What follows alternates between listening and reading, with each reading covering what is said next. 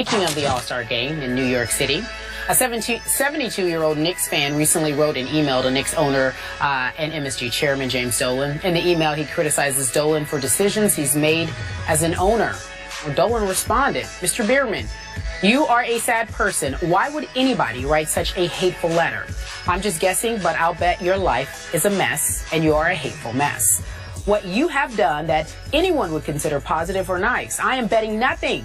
In fact, I bet you are a negative force in everyone who comes in contact with you. You most likely have made your family miserable. Alcoholic, maybe. I just celebrated my 21st year of sobriety.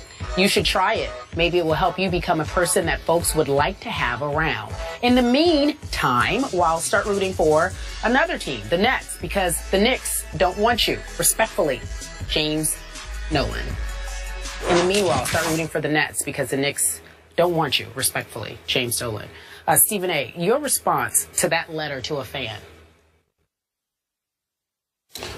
Flabbergasted. That's the word that comes to my mind. Man, 72 years old, been a Knicks fan for half century. Writes to you because every word he said was true.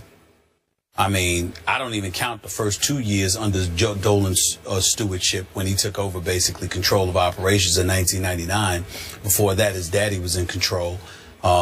When they were winning, Jeff Van Gundy was the coach, and something that had already been established by Pat Riley in the early part of the 90s and ultimately taken over and sustained by Jeff Van Gundy. But from that point forward, they've been downhill ever since. The coaches, the personnel decisions, what have you.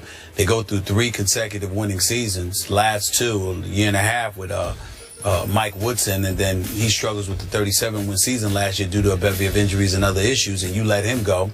You bring in Phil Jackson, clearly looking as if you got hoodwinked out of $12 million a year. You begged and begged and begged him, and really it was for a public relations standpoint because you wanted to hold off folks from really striking outside of Madison Square Garden. I'm not trying to be, disrespectful to James Dolan, but the New York Knicks under his stewardship have been a disaster, an absolute unmitigated disaster. There has been virtually nothing impressive about him as a leader. The Rangers, I'm sure they could say something different because of the success that they've enjoyed, but clearly that can't be said about the New York Knicks. And to respond to a supporter this way, so disrespectfully, particularly bringing up alcohol and what have you, when you had your problems with alcohol and drugs and was in a clinic back in 1993. I mean, I don't even want to say what nerve, what insensitivity, but they say that billionaires live by different rules. Well, I happen to know a couple of billionaires. They don't live by those rules. You're still a human being. You're still going to be 6 feet under one day, just like the rest of us.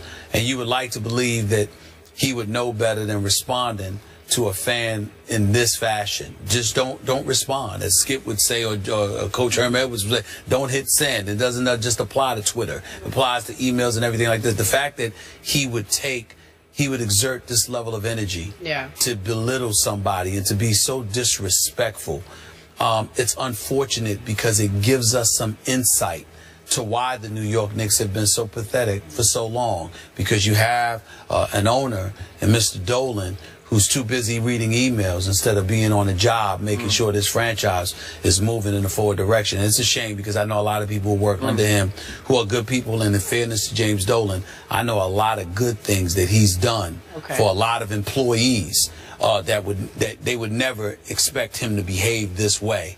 But it's clearly in him, and it's really unfortunate, to be honest with you. I've known you for a long time. Sometimes I think I know you better than you know you. That's just me. Yeah. I'm amazed by your reaction or lack thereof on this point. I expected outrage from you. I expected high decibels. I expected you to preach about how this man must be gotten out of this job somehow, some way. You are beyond outrage, where you can't even dredge up outrage anymore. That's exactly where I was going. You've been beaten down so many times by your New York Knicks that you reach for that gear, and it's dead now because they're dead. That resounding thud you just heard that echoed all around New York City was this franchise hitting absolute bottom with this. It can't get any worse than what this is right here. If ever an owner could be fired, this is a fireable offense for an owner. Am I right? If you could effectively, if the fans could vote to fire an owner, this email right here is all you would need. Because number one, and I tried to research this and I can't find out how this happened.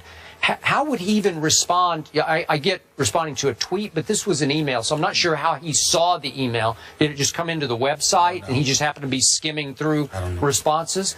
Because you want to talk about thin skin here? This is cellophane thin skin.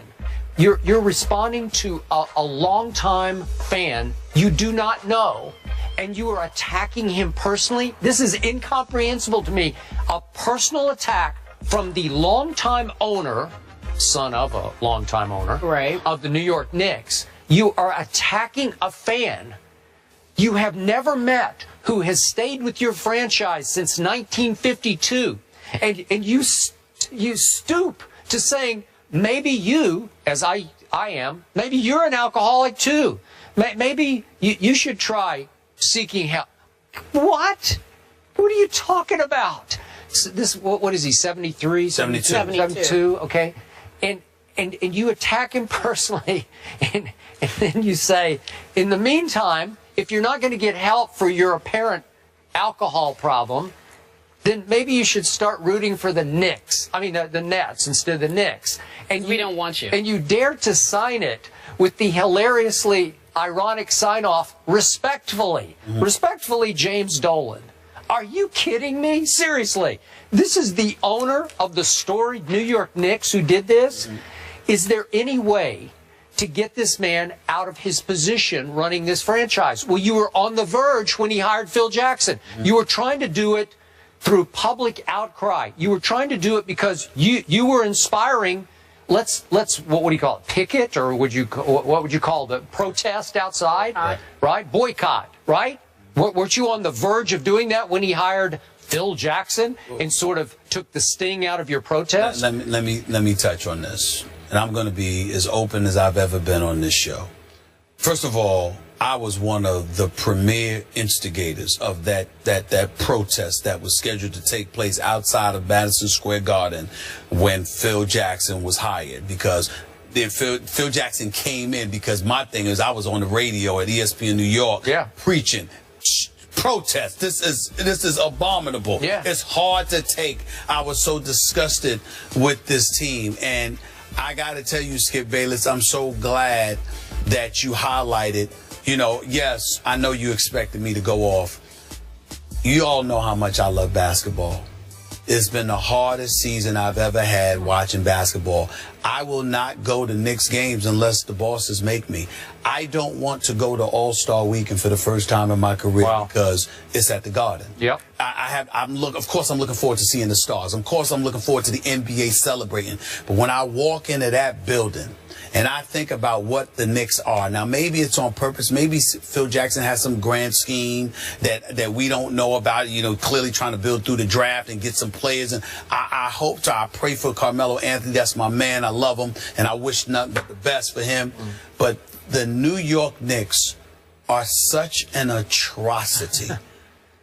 It depresses me to watch them. And it's like an addiction, because I can't turn the channel when I'm flicking the channel and they're on. I can't turn it.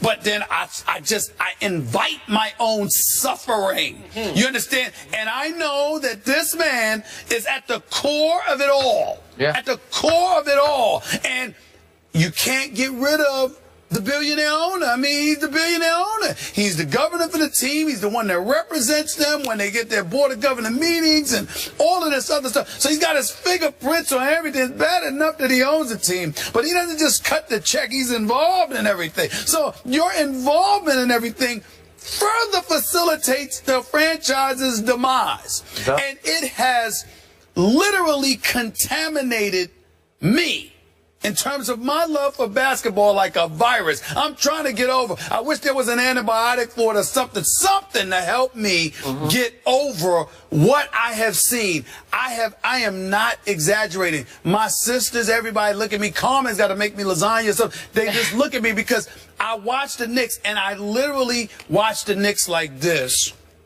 Or I'm like, I just cover my face because I don't want anybody seeing tears well in my eyes. They are so awful that I just look at them and it's like, I don't know what to feel. I'm at a loss emotionally. I really am. Yeah. When I saw that email, I said, damn, we got to talk about the Knicks. Yeah. You got to. That's how I feel about it. I'm telling you right now, if the boss has said to me, Stevie, you don't have to go to the Garden this week, I would be so happy. Right. I don't even drive down 7th Avenue or 8th or up 8th Avenue because I don't want to see the Garden. Yeah. That's how bad the New York Knicks are this year. That's how much it is. And I'm not exaggerating.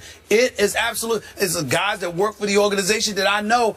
I barely communicate with them because they'll get me thinking about the basketball team. I'm that depressed over it. It's sad. You just described another horror movie where you're flipping around watching NBA games, but you land on the Knicks, and all of a sudden your TV takes you over, and you can't turn it. It's like another poltergeist, right? And I want to make something very clear. They're back. Listen, I'm an NBA lover. I'm not encouraging anybody to forget the All-Star game. There's a lot of stars and everything. I'm just saying, me personally, as much as I love All-Star Weekend, the fact that it's inside those corridors of Madison Square Garden, those ticket prices, the renovations, everything you've done, and then you tease us when you bring us Phil Jackson, and then you give us this. It's cruel. It's cruel, man. What we have been subjected. I'm talking about Knicks fans. What we have been subjected to. I can't watch it. I mean, I can, but I can't. It's just, I am absolutely miserable. You can't find one person that has seen me happy to be talking about basketball this year when you bring up the Knicks. I was happy in Atlanta Friday. Yeah. I was happy there. Yeah. I can't do it, man. It's just that bad. Of the three of us, the only person whose team is prospering would be one Skip Bayless. But I don't know. They're kind of struggling, too. No, they're really struggling. But you guys are still defending champions. We don't see a championship in our I can't stop watching them either. I know. It's bad. Let's leave it there, guys, and talk about LeBron's comments. He tweeted this morning something very interesting. He's calling out the media, perhaps Skip and Stephen A. We'll talk about it in just a few moments. We'll be right back.